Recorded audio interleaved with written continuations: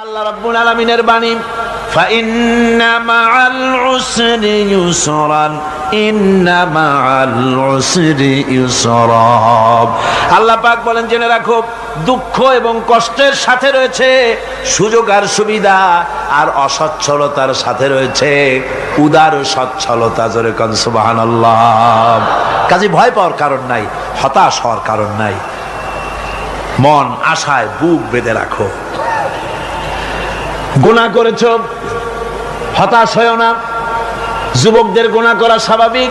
ইউনিভার্সিটির ছাত্র, কলেজের ছাত্র, প্রফেসর, শিক্ষক, অফিসার ঘুষ খেয়েছেন, জিনা করা হয়েছে, মদ খাওয়া হয়েছে, মিথ্যা কথা বলা হয়েছে, যাই কিছু করেন না কেন ভয় পাওয়ার কারণ নাই, নিরাশ হওয়ার কোনো দরকার নাই। আল্লাহ পাক ডেকে বলেছেন, কুল ইয়া ইবাদিয়াল্লাযীনা আসরাফু আলা আনফুসিহিম লা তাকনাতু মির রাহমাতিল্লাহ। আরে আমার আল্লাহর মতো এত ভালো আর কেউ আছে? এত দরদ আর কারো আছে? আমার আল্লাহ বলেন, ও নবী আপনি শুনায় দেন, হে আল্লাহর বান্দারা, তোমরা যারা নিজেদের উপরে বাড়াবাড়ি করেছো, নিজেদের উপরে জুলুম করেছো, অত্যাচার করেছো, আমি আল্লাহর রহমত থেকে নিরাশ হয়ে যেও না। মানুষ যদি অপরাধ করে, বাপের সাথে অপরাধ করেছে, মায়ের সাথে অপরাধ করেছে, মা বাবা সন্তানের চাইতে এত বড় কল্যাণকামী তো আর কেউ নাই, কিন্তু মা বাবা কোনোদিন বলে না আয় আমার ছেলে তোরে মাফ করে দেই, এরকম বলে নাকি? মন চায় ছেলে যদি মাপ চাইতো, খুশি হয়ে মাফ করে দিতাম, কিন্তু কেন যে আসে না, ডাকে না যে আয় মাফ করে দেই। মা বাপ আপনাকে এত ভালোবাসে, সেই মা বাপও আপনাকে বলে না যে আয় মাফ করে দেই। আমার আল্লাহ হচ্ছেন এমন আল্লাহ, আল্লাহ রাব্বুল আলামিন ডাকেন, এ বান্দা খুন করেছিস ফিরে আয়, জিনা করেছিস ফিরে আয়, হত্যা করেছিস ফিরে আয়, চুরি করেছিস ফিরে আয়, কুফরি করেছিস ফিরে আয়, সুদ খেয়েছিস, ঘুষ খেয়েছিস, মদ খেয়েছিস ফিরে আয়, এসে আমার দরবারে চোখের পানি ফেল, আমার দরবারে কাঁদাকাটি কর। ইন্নাল্লাহা ইয়াগফিরুয যুনুবা জামিআ ইন্নাহু হুয়াল গফুরুর রহিম। আমার দরবারে চোখের পানি ফেলে কান, আমি রব্বুল আলামিন জিন্দেগীর গুনাহ মাফ করে দেব। সুবহানাল্লাহ কোন, সুবহানাল্লাহ কোন। আমার কাছে কান, চোখের পানি ফেল। আল্লাহ রাব্বুল আলামিনের কাছে বান্দার দুইটা ফোঁটা বেশি প্রিয়। একটা হলো জিহাদের ময়দানে যে রক্ত ফোঁটা দেওয়া হয়, এটা আল্লাহর কাছে প্রিয়।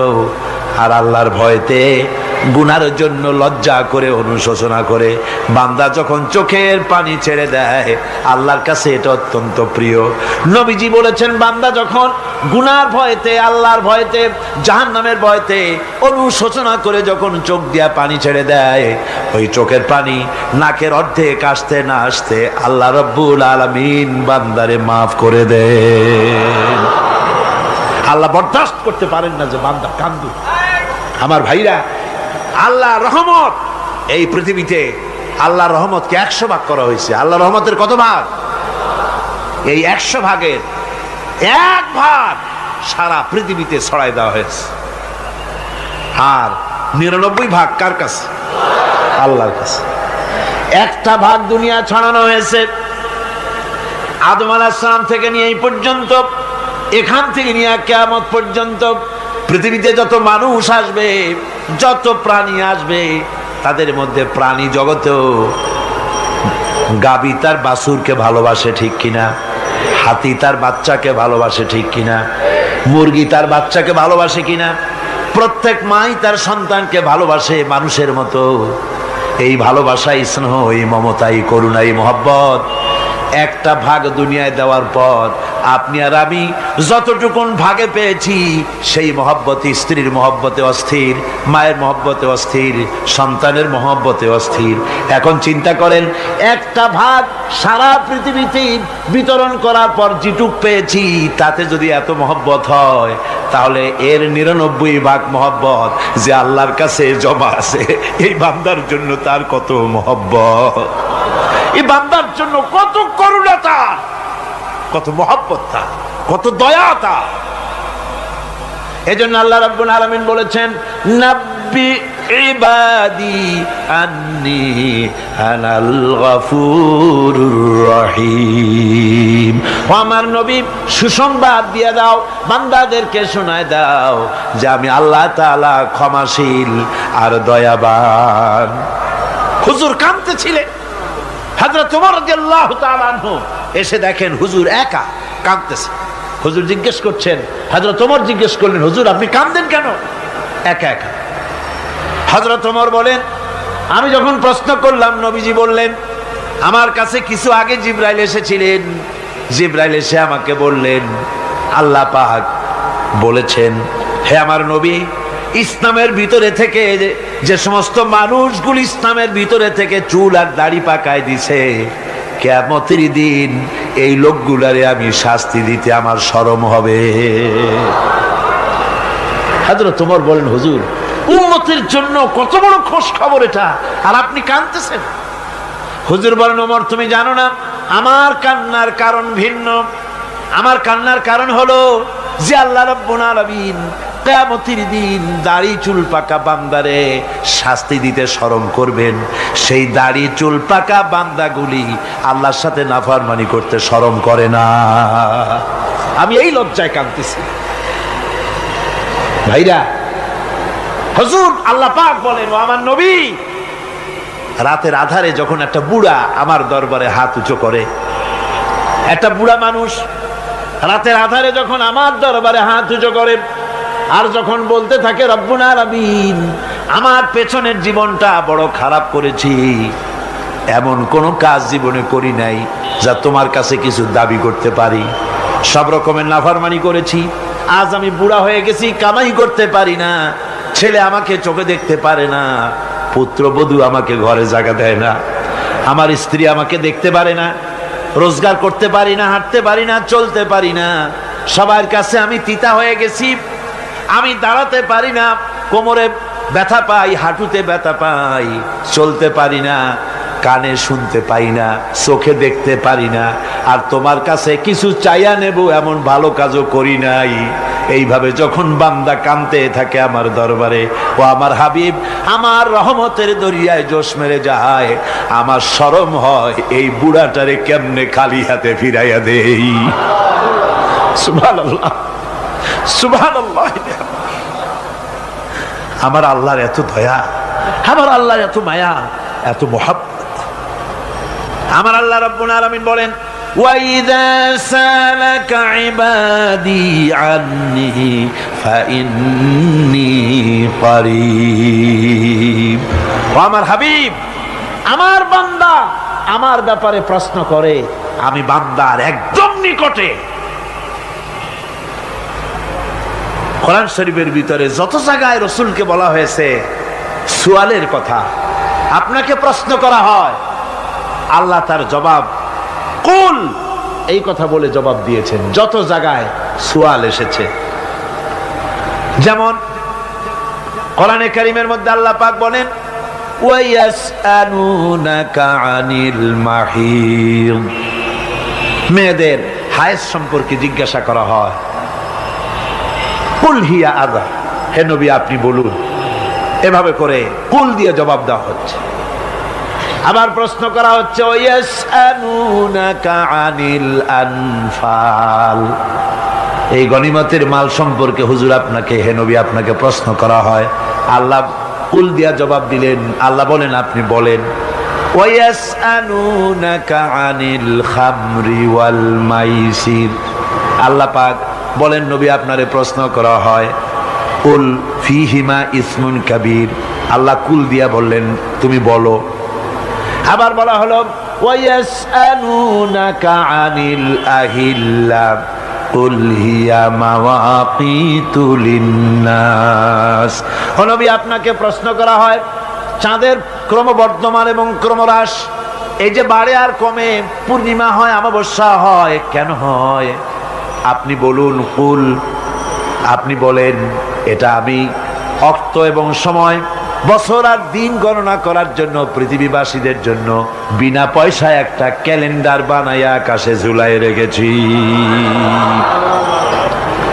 এভাবে যত জায়গায় এসেছে আপনাকে প্রশ্ন করা হয়, তত জায়গায় আল্লাহ জবাব দিয়েছেন কুল, আপনি বলেন। গোটা কোরআন শরীফের ভিতরে এই একটি মাত্র জায়গা যেখানে বলা হয়েছে আপনাকে প্রশ্ন করা হয়। আল্লাহ এখানে বলতে পারতেন কুল, আপনি বলেন, আল্লাহ তোমাদের নিকটবর্তী, এভাবে জবাব হয় নাই। এটা কায়দাটা হলো এই, আল্লাহ বলতেছেন ওয়াইজা সালাকা ইবাদি, ও আমার নবী, প্রশ্ন তো আমার বান্দারা আমার ব্যাপারে করেছে, এবার আপনার জবাবের কোনো দরকার নাই। প্রশ্ন আমার ব্যাপারে, আমি নিজে জবাব দিয়ে দেই, ফা ইন্নী কারীব। ও বান্দা, আমার ব্যাপারে প্রশ্ন করেছিস, জবাব আমি দেই, আমি তোর সবচাইতে বেশি নিকটে। সুবহানাল্লাহ, কত নিকটে? ওয়ানাহানু আকরাবু ইলাইহি মিন হাবলিল ওয়ারিদ। তোর যে রগ, এই শাহরগের চাইতেও আমি তোর বেশি কাছে। সুবহানাল্লাহ।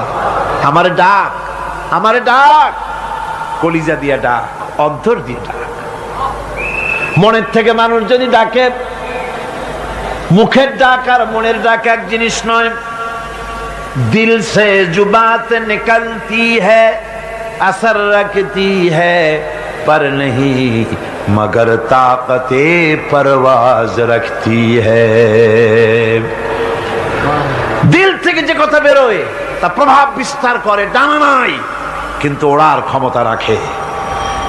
মনের কথাই ভিন্ন।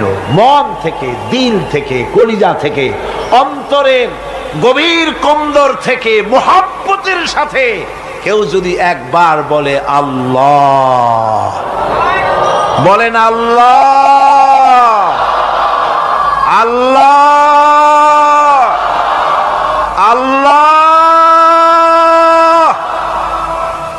আল্লাহ রাব্বুল আলামিন বলেন, অন্তরের অন্তঃস্থল থেকে একটি বার যদি বান্দা বলেন আল্লাহ, আল্লাহ বলেন 70 বার সাড়া দিয়া জিজ্ঞেস করি, বান্দা কি চাও, আমি তোমার কাছে আসি। সুবহানাল্লাহ, আমি তোর একদম কাছে, কি চাস বল, বল আমার কাছে। এমন দয়াবান, এমন মেহেরবান, এমন আল্লাহ আমাদের। সে আল্লাহ রাব্বুল আলামিন, তিনি বলছেন وقال ربكم ادعوني استجب لكم। তোমাদের রব বলেছেন আমারে ডাকো, আমি আল্লাহ ডাকের সাড়া দিয়া দেব। সুবহানাল্লাহ। কারে ডাকতে হবে? কারে ডাকতে হবে? এই বিশাল জনসমুদ্র একযোগে চিল্লা এখন কারে ডাকতে হবে?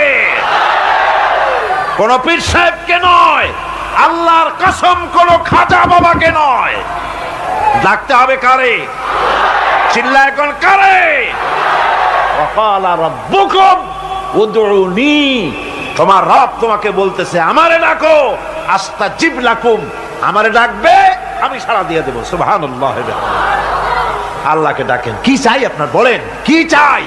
আল্লাহর কাছে চান, আল্লাহ দিয়ে দিবে। দেওয়ার জায়গা আল্লাহর কাছে চাইবেন, আল্লাহ দিবেন। দেওয়ার জায়গা, চাওয়ার জায়গা হলো সেজদায় পড়ে যাবেন। আমার ভাইয়েরা, জায়গাটা চিনায় দিলাম। মাজারে যাওয়া লাগবে না, কবরে যাওয়া লাগবে না। 2 রাকাত নামাজ পড়ে সেজদায় পড়ে গিয়া যত বিপদ আছে, মুসিবত আছে, সেজদার মধ্যে চোখের পানি ছেড়ে দেন আর কেন্দে কেন্দে জীবনের কথা বলেন। আল্লাহ রাব্বুল আলামিন আপনার আওয়াজ শুনবেন আর দোয়া কবুল করে নিবেন। কাঁদতে হবে আল্লাহর কাছে। কার কাছে? আল্লাহর কাছে। সুম্মা ইস্তাগফিরুল্লাহ, আর এরপরে সে যদি আমি আল্লাহর কাছে ক্ষমা চাই, ইয়াজিদিল্লাহ গফুরার রহিমা, সে আমি আল্লাহকে গফুর এবং রহিম হিসাবে পাবে। সুবহানাল্লাহ। আল্লাহকে গফুর এবং রহিম হিসাবে পাওয়া যাবে। সব আল্লাহকে বলতে হবে, গুনাহ মাফ চাইতে হবে।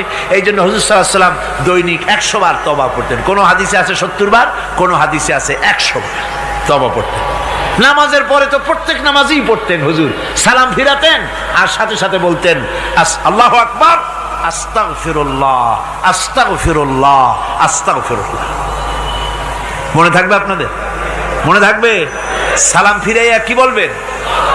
না, সালাম ফিরাবার সাথে সাথে বলবেন আল্লাহু আকবার, তারপরে পড়বেন আস্তাগফিরুল্লাহ, আস্তাগফিরুল্লাহ, আস্তাগফিরুল্লাহ। তওবা পড়বেন, আল্লাহর কাছে সবসময় গুনাহ মাফ চাইতে থাকবেন, বিনীত থাকবেন। আল্লাহকে পাওয়া যাবে, তাকে রহিম হিসেবে পাওয়া যাবে। সুতরাং ঈমান বিল্লাহ, আল্লাহর প্রতি ঈমান আনলে পরে চতুর্থ নম্বরের যে উপকারটা হবে সেটা হলো হতাশায় ভুগবে না, নিরাশায় ভুগবে না, আশায় বুক বেঁধে উঠবে, ঈমান মজবুত হবে, আল্লাহর কাছে মানুষ বিনয়ী হয়ে যাবে। এবার পঞ্চম নম্বরের উপকার আমি বলছিলাম, ঈমান বিল্লাহ, আল্লাহর প্রতি ঈমান আনলে পরে অসংখ্য উপকার হয়, অসংখ্য বৈশিষ্ট্য আছে। এর 6টা উপকারের কথা আমি বলবো। কয়টা? অসংখ্য উপকারের ভিতরে প্রধান 6টি উপকারের কথা বলবো। এর বললাম কয়টা? 4টে বলেছি। এবার বলো পঞ্চম উপকারের কথা। আল্লাহর প্রতি আপনি পূর্ব পশ্চিমে কতবার মুখ ঘোরালেন, এটাই কিন্তু আপনার আসল সৎ কাজ নয়। আসল সৎ কাজ হলো আল্লাহর প্রতি ঈমান আনা। এই ঈমানের ব্যাপারে 3টা দিন আমরা পার করে দিলাম, এখনো কথা শেষ হয় নাই। আল্লাহর প্রতি ঈমান আনলে পরে যে উপকারটা হবে পঞ্চম নম্বরে, সেটা হলো কঠোর এবং কঠিন বিপদের ভিতরে বান্দার ভিতরে অবিচলতা এবং ধৈর্যের সৃষ্টি হয়ে যাবে। আলহামদুলিল্লাহ।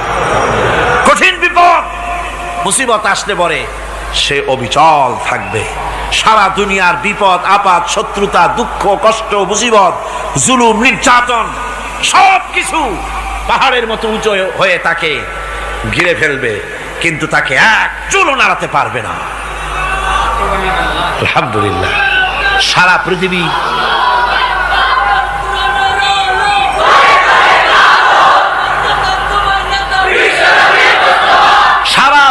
একদিকে আর সে একা একদিকে থাকবে। বিরোধিতা তো হবেই, বিপদ তো আসবেই। কবি বলতেছেন, সাথে জাকা রহা হ্যায় अज़ल से ता इमरोज, सतेजा का रहा है अज़ल से ता इमरोज, चरागे मुस्तफावी से शरारे बुलहबीस। সে আবহমান কাল থেকে শুরু করে মুস্তাফা সাল্লাল্লাহু আলাইহি ওয়াসাল্লামের দীপ শিখার সাথে আবু জাহেল, আবু লাহাবের অগ্নিস্ফুলিঙ্গের টক্কর লেগেই আছে। রাসূলুল্লাহ আল্লাহর দেওয়া এই বিধান, এই দ্বীনের বাতিটা টিম টিম করে জ্বলেছে। আর গোরকি, টর্নেডো, হাজার হাজার মাইল বেগে হেরিকেন এসেছে, গোরকি এসেছে, টর্নেডো এসেছে, টাইফুন এসেছে, কিন্তু এই আলো নিভাইতে পারে নাই। সুবহানাল্লাহ। এই আলো নিভাতে পারে নাই। এই শত্রুতা চিরকালের, নিভাতে পারবে না। কারণ হচ্ছে আল্লাহ রাব্বুল আলামিন বলেছেন, ইউরিদুনা লিইউতফিউ নূরাল্লাহি বিআফওয়াহিহিম ওয়াল্লাহু মুতিম্মু নূরিহি ওয়ালাউ কারিহাল কাফিরুন। ওরা চায় মুখের ফু দিয়ে আমার আলোকে নিভিয়ে দেবে, কিন্তু আমি আমার আলোকে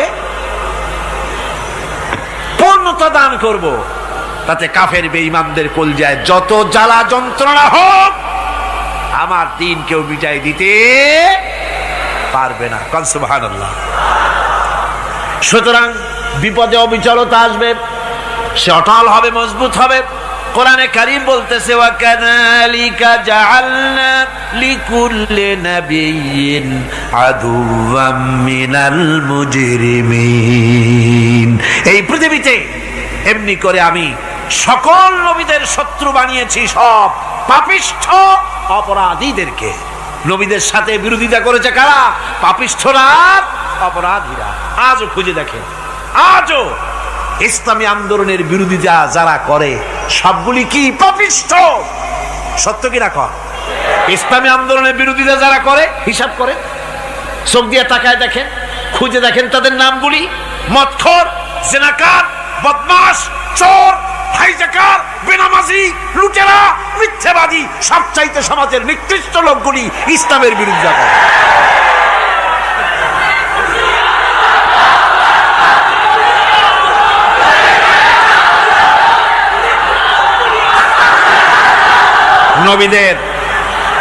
নবীদের শত্রু আল্লাহ বলেন সব যুগে নবীদের সাথে শত্রুতা করেছে পাপিষ্ঠরা।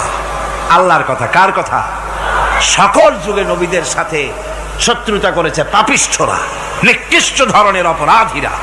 সুতরাং নবী রাসূলদের অবস্থা যখন এই, তখন দ্বীনের দাওয়াত যারাই দেবে তাদের কিসমত এরকম হবেই। এই বাধার মোকাবেলা তাদেরও করতে হবে। এই যে বাধাটা আসে, এই যে মারে, অপরাধ কি? এই যে তারা চোর বা ডাকাত যাদের মারা হয়।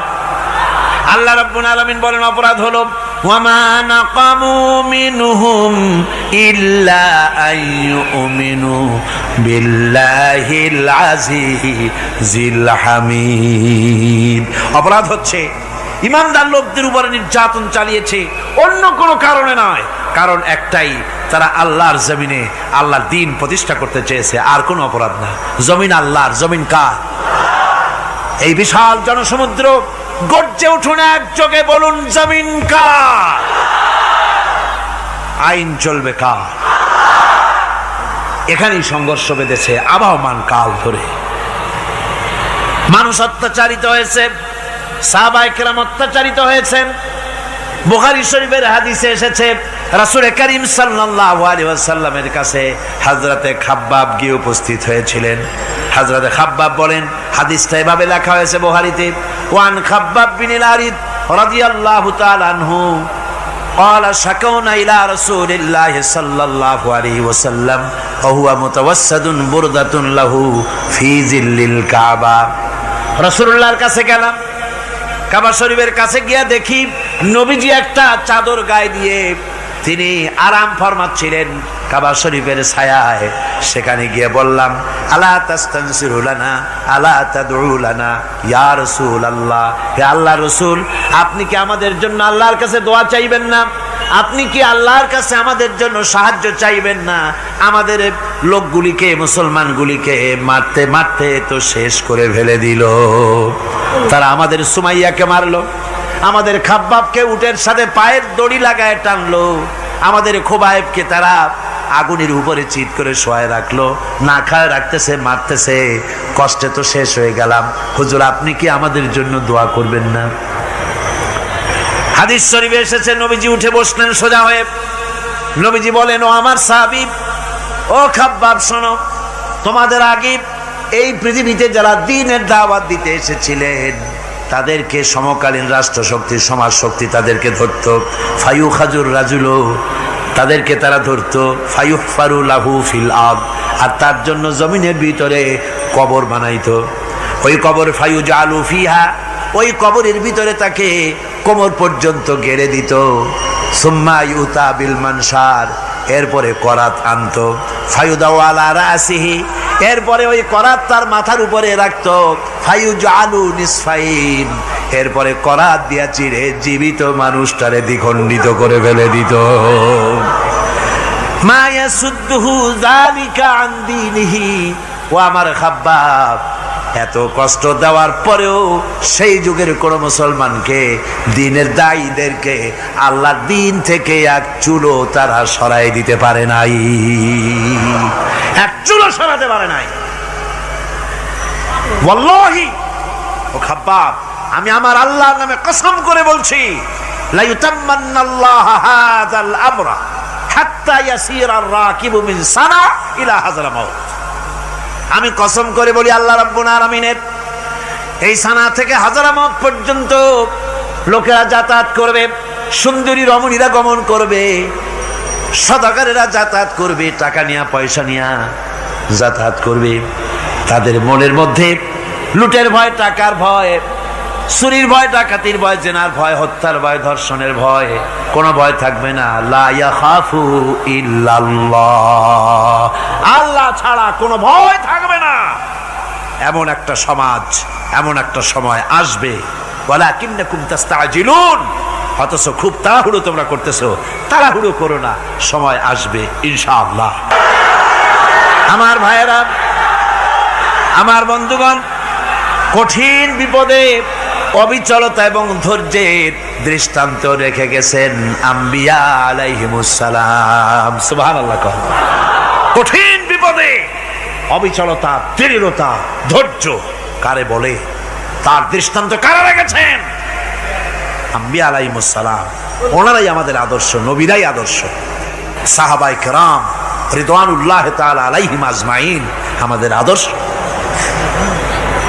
ভাইরা আমার, মুসা আলাইহিস সালামকে ফেরাউন যখন ঘিরে ফেলে দিল, কোরআনের সব কথা গল্প গুজবার ইতিহাসের জন্য লেখা হয় নাই। কোরআনের মধ্যে যা লেখা হয়েছে সব বান্দাদের উপদেশের জন্য, যাতে করে লোকেরা চিরটা কাল এর থেকে উপদেশ নিয়ে নিজেদের তৈরি করতে পারে। জোরে বলেন সুবহানাল্লাহ। মুসা আলাইহিস সালামের কথা আল্লাহ বলেন, ফেরাউন তাকে ঘিরে ফেলে দিল, পালাবার রাস্তা নাই। ফালাম্মা تراءى الجمعان قال أصحاب موسى إنا لمدركون। মুসা আলাইহিস সালামের উম্মতেরা বললেন, হে মুসা, পাকড়াও হয়ে গেছি, পালাবার রাস্তা নাই। তিন দিক থেকে আমাদেরকে ঘেরাও করেছে ফেরাউনের শক্তি। সামনে কি? দরিয়া, আর তিন দিকে কি? ঘেরাও আন্দোলন। পালাবার পথ নেই, পালাবার পথ নাই। সারাশি আক্রমণ, ঘেরাও আন্দোলন। এই যে ঘেরাও টেরাও তো আজকে নতুন নাই, ঘেরাও আসছে অনেক আগের থেকে। আসলে কথা বুঝতে পেরেছে? মাইক না থাকলে আমি কি করবো কোন? আজকে এরকম হচ্ছে কেন? আগামীকাল ঠিক হবে ইনশাআল্লাহ, রাগ করেন না। গান হচ্ছে, বসেন বসেন। শয়তান ঢুকছে মাইকের মধ্যে। অনেক সময় হয় কি, মাইকের হাই পাওয়ারের যে মেশিন আছে, এর ভিতরে ইথার থেকে রেডিওর ওই গানগুলি ওর মধ্যে ঢুকে পড়ে। কথা বুঝতে পেরেছেন? এই জন্য শয়তান তো আর বসে থাকে না, ওরও তো কিছু করার আছে। ধৈর্য ধরেন, ধৈর্য ধরেন। কালকে অপারেটরদেরকে মাওলানা শামসুদ্দিন সাহেবের কাছে অনুরোধ করব, অপারেটর একটু ভালো করে হেদায়েত করে দেবেন মাইকে। আজকে আমার নিজেরও কষ্ট হচ্ছে, আমিও বুঝতে পারছি না যে আমার কথাগুলি কি আওয়াজে বেরোচ্ছে, যার জন্য আমাকে বেশি চিল্লাইতে হচ্ছে। বক্তাকে কি লাউডে তার কথা বেরোচ্ছে তা তার কানে আসতে হয়, তাহলে বোঝা যায় যে আমার কথাগুলি কিভাবে বেরোচ্ছে। এটা এই অবস্থায় সিচুয়েশন আজকে নাই, এবং লোকেরাও মাইকের ব্যাপারে আজকে অভিযোগ করেছে, যা বিগত 16 বছরে করে নাই। সেটের ব্যাপারে কোথাও কোনো অসুবিধা হয়েছে? মাইকটা ভালো, এবং মাইক যারা দেন প্রতি বছর খেদমত করে, আল্লাহ তাদের প্রতি রহম করুন। সবাই বলেন আমিন। এদেরকে রাগ করে পথে পাই আবার মারধর করেন না। সিলেটের যে তাফসির মাহফিল হয়, বিগত 19 বছর তাফসির করেছি একটানা, এবার 20 বছর পুরো হবে ইনশাআল্লাহ। সিলেটে একটানা 20 বছর তাফসির করতেছি সেখানে। তো মাইক, যে একটা লোক বিনা পয়সায় মাইক দেয়, মাইকের ভাড়া সে নেয় না। তাফসিরের মাহফিলের মাইকের ভাড়া নেয় না। যে বছর এরশাদ সরকার আমাকে প্লেন থেকে নামতে দিল না, আপনাদের মনে আছে? সিলেট থেকে ফিরাই দিল। এই খবরটা মাইকম্যান যখন শুনেছে যে আমাকে নামতে দেয় নাই, ফিরাই দেওয়া হয়েছে, সাথে সাথে স্ট্রোক করেছে, হার্ট ফেল করে দুনিয়া থেকে বিদায় হয়ে গিয়েছে। সিলেটে তাফসির হতে পারবে না, এই কথা সে বরদাস্ত করতে পারে না। আমি কেঁদেছি আর দোয়া করেছি, আল্লাহ, কোরআনের মহব্বতে লোকটার এই অবস্থা হলো, তোমার জান্নাত তুমি দয়া করে তাকে দান করে দিও। কাজে কোনো ব্যবসায়ী চায় না যে তার ব্যবসাটা খারাপ হোক, লোকেরা মন্দ বলুক। এ মাইকের ব্যাপারে আপনারা আজকে রাগারাগ করেন না, যা হয়েছে কালকে ভালো হবে ইনশাআল্লাহ। সবাই বলেন ইনশাআল্লাহ। এখন চলেন আমরা ফেরাউনের অবস্থা দেখি গিয়া কি করতেছে ফেরাউন। মুসা আলাইহিস সালামকে ঘেরাও করে ফেলেছে, পালাবার উপায় নাই। একদিকে দরিয়া, তিন দিকে ফেরাউনের শক্তি। এই যে ঘেরাও টেরাও মানে নতুন তো না, ধর্মঘট নতুন না, পুরানা জিনিস। এই পৃথিবীতে সর্বপ্রথম ধর্মঘট কিসের উপরে হয়েছে জানেন? এই পৃথিবীর প্রথম ধর্মঘট হয়েছে পেঁয়াজ রসুন আর ডাইলের উপরে, মুসা আলাইহিস সালামের জামানায়। লান নাসবিরা আলা তুআমিন ওয়াহিদ, আমরা এক রকমের খাদ্য আর খাবো না, আমাদের পেঁয়াজ দেওয়া লাগবে, ডাল দেওয়া লাগবে, রসুন দেওয়া লাগবে। সর্বপ্রথম ধর্মঘট হয় মুসা আলাইহিস সালামের জামানায়, সেখান থেকে শুরু হয়েছে। কিন্তু মশাল মিছিল যে আসলো কই থেকে, এইটা আমি খুঁজে পাইনি। পরে প্রত্যেকটা জিনিসের তো ইতিহাস আছে, আমি খুঁজতে খুঁজতে পেলাম।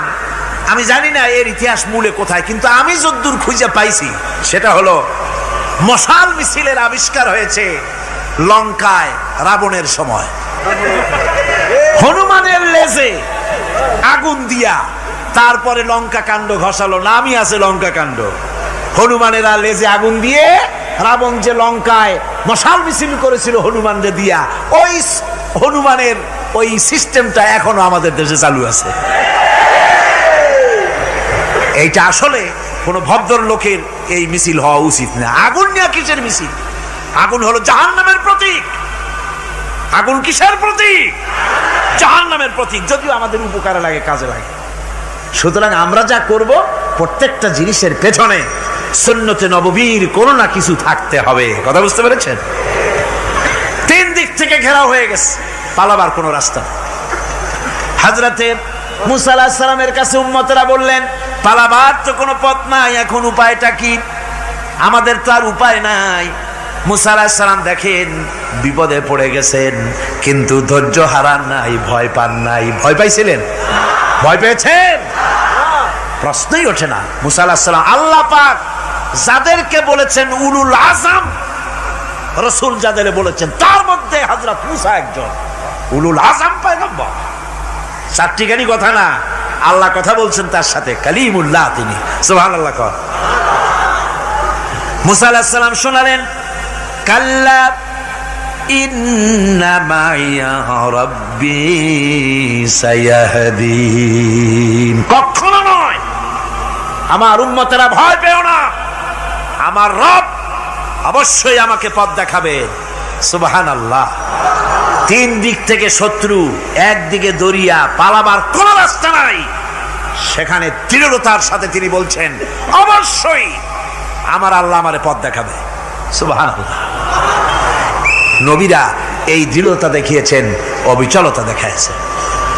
আল্লাহ পাক মুসা আলাইহিস সালাম যখন এই দৃঢ়তা দেখালেন, এই অবিচলতা দেখালেন, সঙ্গে সঙ্গে জিবরাইল এসে হাজির হয়ে গেলেন।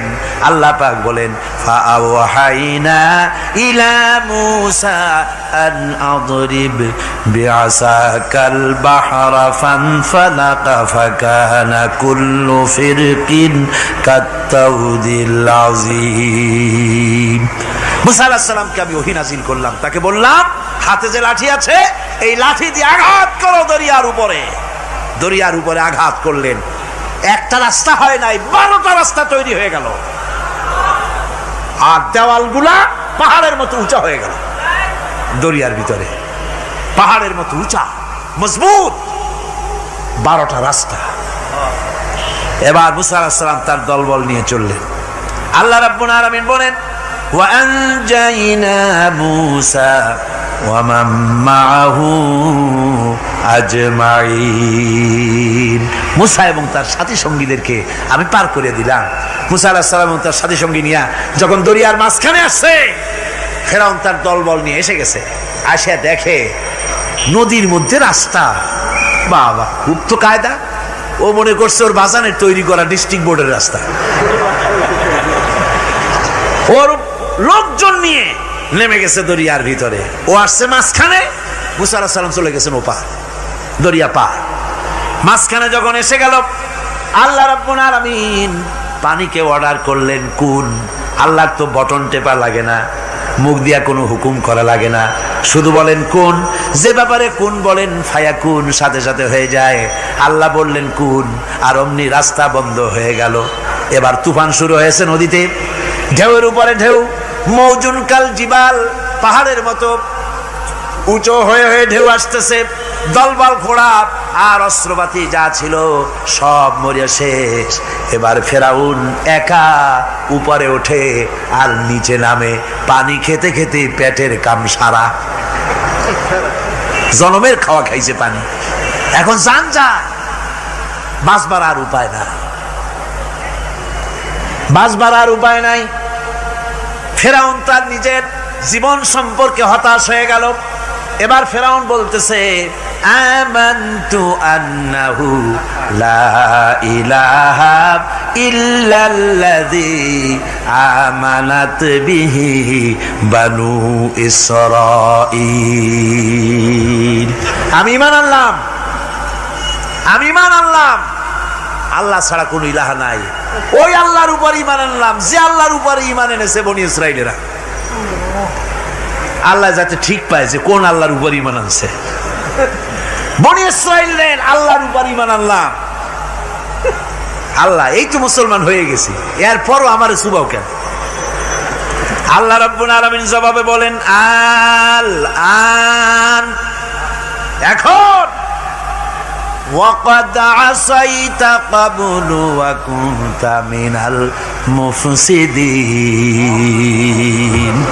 এখন ঈমান আনার কথা বলছো, অথচ যুগের পর যুগ, বছরের পর বছর ধরে আমার মানুষের উপরে মন গড়া আইন চালায়েছ, আমার পয়গম্বরের সাথে বেয়াদবি করেছ। আজ তোমাকে আমি ছাড়ছি না, তোমাকে আজকে ছেড়ে দেব না, আমি তোমাকে মারব। আর সমস্ত প্রাণীগুলিকে, স্থলচর প্রাণীগুলিকে আল্লাহ পাক অর্ডার দিয়া দিলেন, এই ফেরাউনের লাশকে ডুবাবি না, পচাবি না, খাবি না। আলিয়াউমা নুনাজ্জিকা বিবাদানিক, আমি তোমার শরীরে বাঁচায় দেব। পোকে খাবে না, পানিতে পচবে না, মাছে খাবে না, কুমিরে খাবে না, দুনিয়ার কোনো পশুতে খাবে না। আমি তোরে শুটকি বানাইয়া রাখবো, যাতে করে দুনিয়ার সমস্ত ফেরাউন যত যুগে যুগে আসে তোরে দেখে যেন হেদায়েত নিতে পারে। ফেরাউনকে আল্লাহ শুটকি বানায় রাখছে। আমি ফেরাউনদের লাশ দেখেছি ব্রিটিশ মিউজিয়ামে। ফেরাউন তো একটা না, অনেকগুলা। আসলটারে অবশ্য দেখিনি। ব্রিটিশ মিউজিয়ামে ওই ফেরাউনগুলার লাশ যখন অসুবিধা হয়, মমিগুলি, তখন ইংল্যান্ডে নিয়ে যায় চিকিৎসা করাবার জন্য। চোখ টোক আছে গর্তের ভিতরে, তারপরে চামড়া টামড়া হাড়ের সাথে মিশানো, ওইভাবে চেহারা দেখলে মনে হয় যে সত্যি ফেরাউনিগুলা। আর ব্রিটিশের কাম মিশর থেকে না আনছে এমন কোন জিনিস নাই। আমি সেখানে এক বক্তৃতায় বলছিলাম, আপনারা এদের এখন সভ্য, এদের এখন ভদ্র, এরা হলো ইন্টারন্যাশনাল চোর। ওরা সারা দুনিয়া চুরি করেছে। লন্ডনে বক্তৃতা করেছি, সারাটা দুনিয়া চুরি করছে, আমাদের দেশকে শোষণ করেছে। এই বিশাল ভূভাগকে শোষণ করে ইংল্যান্ডের দ্বীপটাকে তারা সাজাইছে। তারা ময়ূর সিংহাসনের, শাহজাহানের ময়ূর সিংহাসনের ময়ূরের বাম চোখে কোহিনূর মণি লাগাইছিলেন। শাহজাহান ময়ূরের ডান চোখে কোহিনূর মণি লাগায় নাই। কোহিনূর মণির অনেক দাম, আমি দেখে এসেছি মণি। এখন সেটা কুইন এলিজাবেথের মুকুটে শোভা পাচ্ছে। সেই মণি এমনি বলে প্রবাদে, 7 রাজার ধন এক মাণিক্য, বলেন এরকম, অনেক দাম। শাহজাহান দেখালেন, আমি মুসলমান, আমার কাছে এটার দাম নাই, এই জন্য ময়ূরের ডান চোখে লাগালাম না, বাম চোখে লাগাই দিলাম। এইটারে চুরি করছে। তারপরে মিশর থেকে, মিশরের মমি চুরি করেছে, জুতা চুরি করছে, ছাতি চুরি করছে, পিসা চুরি করেছে। আমি বললাম, এগুলা কি ভদ্রলোক নাকি? এরা জুতা চোর, পিসা চোর, লাঠি চোর, সব চুরি করেছে। যাই দেখেন ব্রিটিশ মিউজিয়ামের মধ্যে সব দুনিয়ার চুরি করা জিনিস নিয়ে তারা মানুষকে দেখাইয়া পয়সা অর্জন করছে। টিপু সুলতানের তরবারিটা পর্যন্ত চুরি করেছে। আজ পর্যন্ত ব্রিটিশ মিউজিয়ামে টিপু সুলতানের তরবারিটা আছে, আমি তরবারিটা দেখে এসেছি। আমার বন্ধুগণ, বলতেছিলাম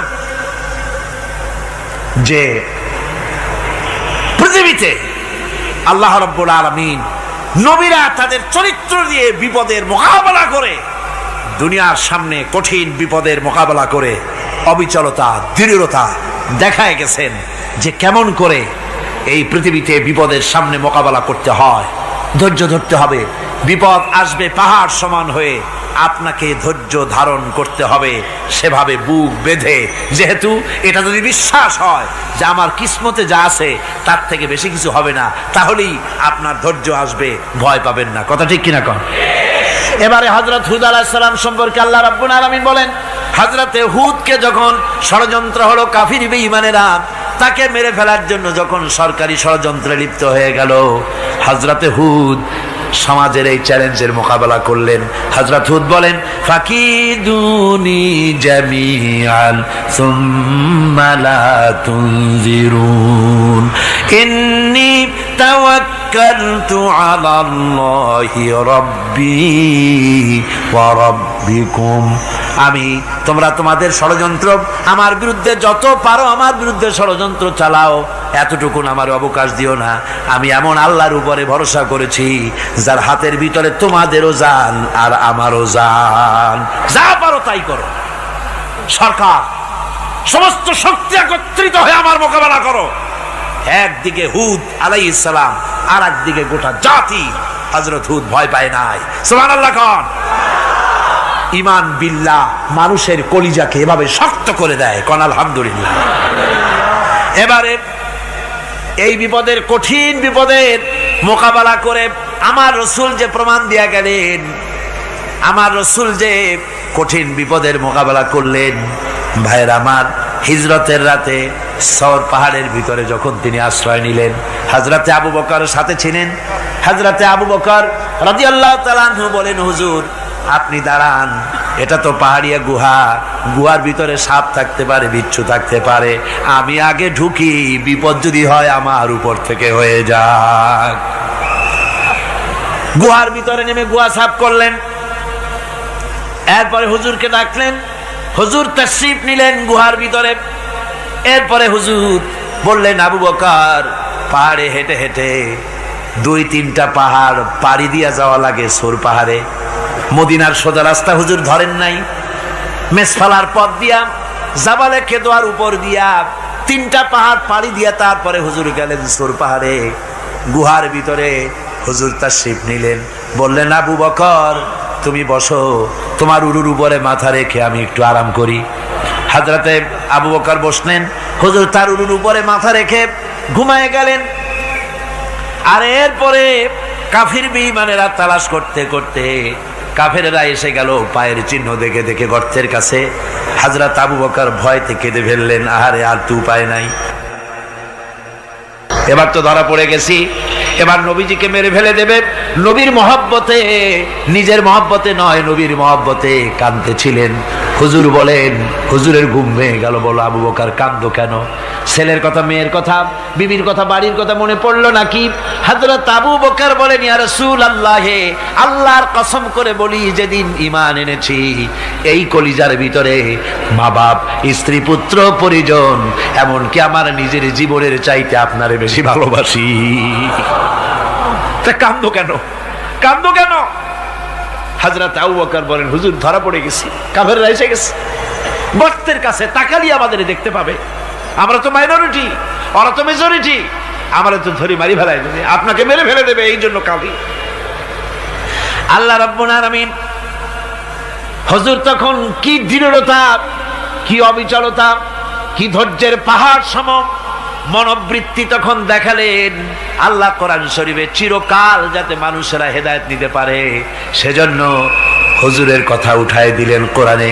আল্লাহ পাক বলেন, ইযহুমা ফিল গার ইয ইয়াকুলু লিসাহিবিহি লা তাহজান ইন্নাল্লাহা মা'ানা। ও বন্ধু, ভয় পেও না, আল্লাহ আমাদের সাথে আছেন। সুবহানাল্লাহ। আল্লাহ আমাদের সাথে আছেন। আমরা মাইনরিটি নই, আমরাই মেজরিটি। আল্লাহ আছে আমার সাথে, ভয় পাওয়ার কোনো কারণ নাই। সুবহানাল্লাহ। আল্লাহ পাক বলেন, فأنزل الله سكينته عليه وأيده بجنود لم تروها। আমি এদের অন্তরের ভিতরে আমি শান্তি নাজিল করে দিলাম, প্রশান্তি দিয়া দিলাম, আর আমি সাহায্য করলাম, আর এমন সব সৈন্য পাঠায় দিলাম যে সৈন্যগুলি তোমরা দেখতে পাও নাই। সুবহানাল্লাহ ওয়া বিহামদিহি।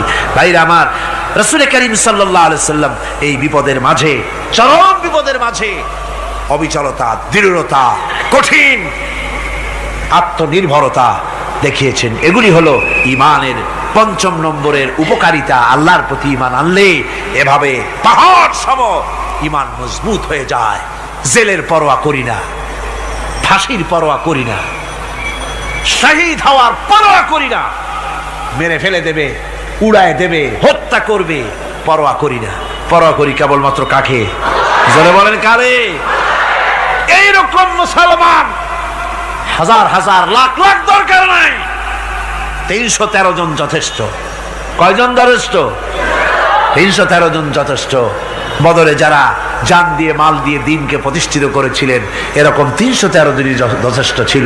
এই দৃঢ়তা, এই অবিচলতা, এই ঈমান, এই ধৈর্য শিক্ষা দেয়, এই উপকার করে ঈমান বিল্লাহ। আল্লাহর প্রতি ঈমান আনলে এভাবে পাহাড়ের মতো শক্ত হয়ে যায় কলিজা। কোন আলহামদুলিল্লাহ। আমার বন্ধুগণ, এবার আমি বলবো সর্বশেষ উপকারের কথাটা বলি, মোনাজাত ছেড়ে দেব। কয়টার কথা বলছিলাম? উপকার 6টা উপকারের কথা বলেছি। অনেকগুলি বৈশিষ্ট্য, অনেকগুলি উপকারের মধ্যে আল্লাহর প্রতি ঈমানের 6টা উপকারের কথা 5টা বলা হয়ে গেছে। এবার 6ষ্ঠ নম্বর এবং শেষ নম্বর, এটা হচ্ছে আল্লাহর প্রতি ঈমান আনলে পরে তার দ্বারা সবচাইতে বেশি ফায়দা পায় সমাজ এবং রাষ্ট্র। কোন আলহামদুলিল্লাহ, কোন আলহামদুলিল্লাহ। আল্লাহর প্রতি ঈমানের দ্বারা নৈতিক সংশোধন হয় এবং রাষ্ট্র আর সমাজ সবচাইতে বেশি উপকৃত হয়। কারণ হলো ঈমানদার ব্যক্তি আল্লাহর প্রতি যে ঈমান এনেছে, তার মনের মধ্যে ধারণা এটা হয়, আমার কোনো কাজ তো গোপন থাকে না। ইন্নাল্লাহা লা ইয়াখফা আলাইহি শাইউন ফিল আরদি ওয়ালা ফিস সামা। আল্লাহর কাছে গোপন বলতে কিছু নাই, আকাশেও নাই, জমিনেও নাই, কোনো কিছু গোপন নাই। সুতরাং আমি যা করি সব আল্লাহ দেখেন এবং শোনেন। এমনকি মানুষ যে কল্পনা করে, সে কল্পনাও আল্লাহ টের পায় না, নাকি? টের পায় কিনা? ওয়াইন তুবদু মিন আনফুসিকুম আও তুখফুহু ইউহাসিবুকুম বিহিল্লাহ। মনের ভিতরে যে কল্পনা করো, আল্লাহ পাক বলেন এই কল্পনারও হিসাব আমি রব্বুল আলামিন তোমার কাছ থেকে নেব। ফায়ুআযযিবু মান ইয়াশাউ, যারে খুশি শাস্তি দেব, আর যারে খুশি আমি মাফ করে দেব। জোরে বলেন সুবহানাল্লাহ। ফায়াগফিরু লিমান ইয়াশা ওয়া ইউআযযিবু মান ইয়াশা, যারে খুশি মাফ করব, যারে খুশি শাস্তি দেব, কল্পনারও হিসাব নেব। এই কথা মুমিনের যদি জানা থাকে, তাহলে আর তার কোনো চিন্তা থাকে না, তার নৈতিক চরিত্র ভালো হয়ে যায়। কোন সুবহানাল্লাহ। আমার বন্ধুগণ, ঈমানদার লোক, আল্লাহর প্রতি ঈমান আসলে পরে সমাজ উপকৃত হয়, রাষ্ট্র উপকৃত হয়ে যায়। যেহেতু বান্দা জানে আমি দায়িত্বহীন কোনো কথা বলতে পারবো না, দায়িত্বহীন কোনো কাজ করতে পারবো না। আল্লাহ পাক বলেছেন, মা ইয়ালফিযু মিন কাউলিন ইল্লা লাদাইহি রাকীবুন আতীদ। বান্দা এমন কোনো কথা বলে না যে কথা আমার ফেরেশতারা রেকর্ড করে না রাখে। কাজী মুমিন ব্যক্তি আল্লাহর ভয়তে দায়িত্বহীন কথা বলবে না। নির্বাচন আসতে পরে রাস্তা সোনা দিয়ে বান্ধায় দেব, এই করব সেই করব, না খাইয়া কেউ মরবেন না। আসে না নির্বাচনের সময় সারাগালি বদনারা মঞ্চে দাঁড়িয়ে কত বড় বক্তৃতা করে, ভাইয়ের আমার, বোনের আমার, এবার আমার বোতল মার্কা বাক্স, আপনারা আমাকে ভোট দিয়ে দেশ এবং জাতির আরেকবার 12:30 বাজাইবার সুযোগ দিন। এবার ক্ষমতায় গেলে কেউ না খাইয়া মরবেন না, কিন্তু কি খাইয়া মরবে তাও বলে না। এর মারফতি অর্থ হচ্ছে এই, ওরা যদি ক্ষমতায় যেতে পারে তাহলে বিষ খাইয়া হোক, গুলি খাইয়া হোক, কিছু না কিছু খেয়ে মরতে হবে। একেবারে খালি পেটে মরলে গ্যাস্ট্রিক হওয়ার সম্ভাবনা আছে। ঈমান বিল্লাহ যদি না থাকে, আল্লাহর ভয় যদি না থাকে, তাহলে দায়িত্বহীন কথা বলে। আর আল্লাহর ভয় যদি থাকে তাহলে নৈতিকতার সংশোধন হয়ে যায়, দায়িত্বপূর্ণ কথা বলে, মানুষকে ফাঁকি দেয় না। আমার বন্ধুগণ, আল্লাহ রাব্বুল আলামিন তার বান্দা যারা আল্লাহকে ভয় করে, সে ভয় করা বান্দাগুলির মনের মধ্যে এই চিন্তা এসে যায়, আমি যেখানে থাকি না কেন আল্লাহ আমাকে দেখতেছেন, শুনতেছেন। রাতে হোক দিনে হোক, যেখানে আছি আল্লাহ আমারে দেখতেছেন। আল্লাহ পাক বলতেছেন, ওয়া হুয়া মাআহুম ইজ ইউবাইতুনা মা লা ইয়ারদা মিনাল কওলি ওয়া কানা আল্লাহু বিমা ইয়ামালুনা মুহীতা। আল্লাহ পাক বলেন, আমি তো আমার বান্দার নিকটে তখনও থাকি যখন সে গোপনে গোপনে রাতের বেলায় আমার মর্জির খেলাফ পরামর্শ করে। আমার মর্জির খেলাফ পরামর্শ করতেছে রাত্রে, আমি তো তখনও কাছে থাকি, ওটা আমি শুনি। ঈমান যদি আসে তাহলে এই সব কাজ থেকে সে বিরত থাকে। সে যদি কম হয় সেখানেও আল্লাহ, বেশিও যদি হয় সেখানেও আল্লাহ। এমন কোন জায়গা আছে নাকি চিটাগংয়ে যেখানে আপনি একটা আকাম করবেন আর আল্লাহ টের পাবে না? কোন আছে নাকি? আচ্ছা, চট্টগ্রামে না থাকুক, বাংলাদেশের কোন জায়গা আছে নাকি? পার্বত্য চট্টগ্রামে যত পাহাড় আছে, উঁচু নিচে জায়গা আছে, ওই জায়গায় বোধহয় আছে নাকি? সারা পৃথিবীতে আছে কোথাও? আল্লাহকে ফাঁকি দেওয়ার জায়গা কোথাও? সব স্পষ্ট। আল্লাহ কি ঘুমায় নাকি? ঘুমায়? তার কাছে দিনও যায়, রাতও তাই। সমানে তিনি দেখতে পান, শুনতে পান, সবকিছু দেখতে পান, সবকিছু শুনতে পান। তাকে ফাঁকি দেওয়ার কোনো উপায় নেই।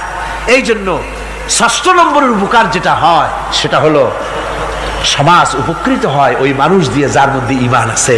হযরত ওমর রাদিয়াল্লাহু তাআলা আনহু রাতের আধারে শেষ রাত্রে ঘুরতেছিলেন, দেখেন এক বাড়িতে কথা হচ্ছে, কথাবার্তার আওয়াজ পাওয়া যায়। মনে করলেন কোনো অসুখ বিসুখ নাকি। ঘরে গিয়ে কান পাচ্ছেন দেওয়ালের সাথে, শুনতে পাচ্ছেন ভিতরে বুড়ি মা তার মেয়েকে বলছে, এই মেয়ে ওঠ, উটের দুধ দোয়াই নিয়ে আসছি, এর মধ্যে পানি মিশা, তারপর সকালে বাজারে নিয়ে যা।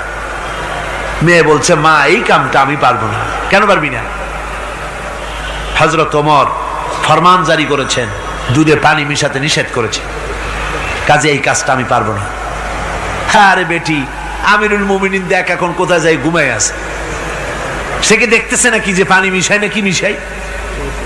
মেয়ে বলতেছে, মা আমিরুল মুমিনিনকে ফাঁকি দেওয়া যেতে পারে, তার পুলিশ বাহিনীকে ফাঁকি দেওয়া যেতে পারে, কিন্তু আল্লাহ রাব্বুল আলামিনের চোখকে ফাঁকি দেওয়া যাবে না। হযরত ওমর এই কথা শুনে বাড়ি চলে গেলেন আর নিজের ছেলেকে ডেকে বললেন, ছেলে আমার, অমুক জায়গায় একটা বাড়ি আছে, সেখানে একটা যুবতী মেয়ে আছে, ওই মেয়েটার বিয়ে হয়েছে কিনা শোনো, যদি বিবাহ না হয়ে থাকে তুমি তোমার নিজের বিয়ের প্রস্তাব দাও। আমিরুল মুমিনিন এই মেয়েটা সুন্দরী কেমন, স্বাস্থ্য কেমন কিছুই দেখলেন না, দেখলেন তাকওয়া। কি দেখলেন? আল্লাহর ভয়। আল্লাহর ভয় যখন একটা জাতির মধ্যে আসে, পুলিশ লাগে না, পুলিশের কাজ কমে যায়।